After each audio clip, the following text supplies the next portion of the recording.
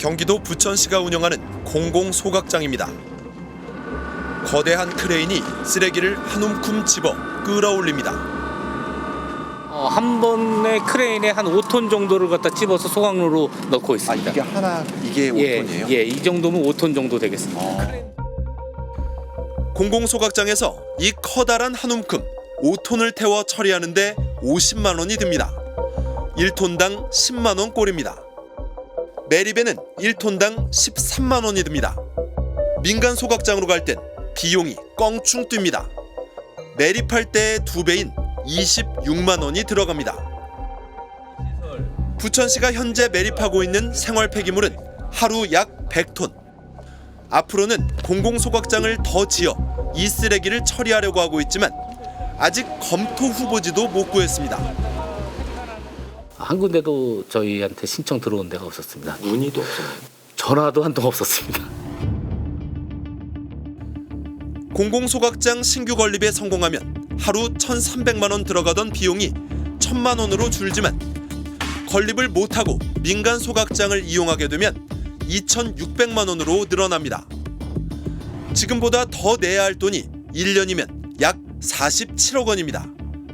본격적인 매립이 중단이 됐을 경우에는 그 금액도 더 많이 올라갈 것으로 예상이 돼서 저희 부천시와 비슷한 지자체는 그게 제일 큰 고민이 되겠습니다.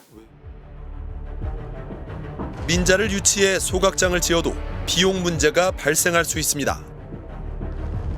경북 경산의 한 생활 폐기물 소각장. 100톤급 소각장 옆에 70톤급 소각장 신설이 진행되고 있습니다. 400억 원대의 건설 비용이 부담이 되다 보니 일단 민간 자본 295억 원을 조달해 소각장을 짓고 손실이 나면 30%까지는 민간이, 그 이상은 공공, 즉 경산시가 떠안는 손익 공유 방식입니다. 소각장이 또 들어서는 만큼 주민들은 반입량 최소화를 요구했고 민자업체도 동의했습니다. 용성면 입장에서 봤을 때는 양을 줄이는 게 1차적인 목표입니다. 반입량을 적게 들어오는 게 첫째입니다. 그런데 문제는 뜨거운 아이스 아메리카노 같은 모순이 발생할 수 있다는 겁니다.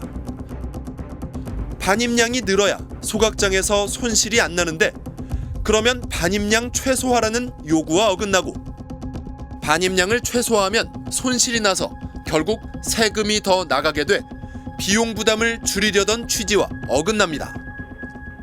쓰레기 공급량이 줄어들면 적자가 날 수도 있는데 우리 시는 인구가 계속 증가하고 있고 생활 폐기물이 지속적으로 늘어나기 때문에 생활 폐기물 공급이 줄어든다라고는 생각하고 있지는 않습니다. 근데 또 줄이려고 노력은 하고 계시는 거 아니에요?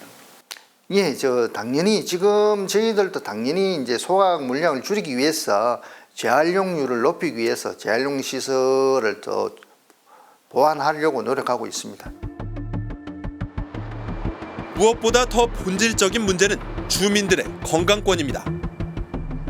서울시는 2000년부터 서울 지역 3개 공공소각장 주변 300m 안에 거주하는 주민 건강영향 조사를 진행하고 있습니다. 혈중 다이옥신 농도 등이 다른 지역과 차이가 있다는 결과는 나오지 않았습니다. 소각장 주변에 거주하는 분들이나 그렇지 않은 지역에 거주하는 분들의 공기 중 먼지 농도에서 측정한 중금속이나 혈액 중의 중금속 상태에 대한 것들을 비교해서 봤는데 농도의 차이는 크게 나타나질 않아서 두 지역 간엔 차이가 없는 것으로 확인을 했었습니다.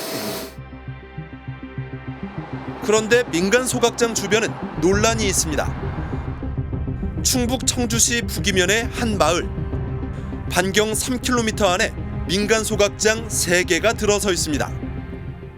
민간이 아니고 공공소각장이었다면 어땠을 것 같으세요? 공공소각장이었다면 뭐 3km 이내에 3개씩이나 들어올 리는 없죠.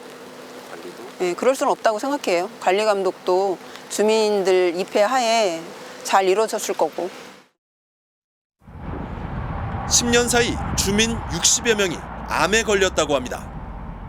이 옆에는 젊은이가 암 환자 오래 사기예요. 그래서 나는 저것만 보면 환장하는겨. 우리 동네가 어째 저것 때문에 이렇게 피해를 보나 하는 생각에.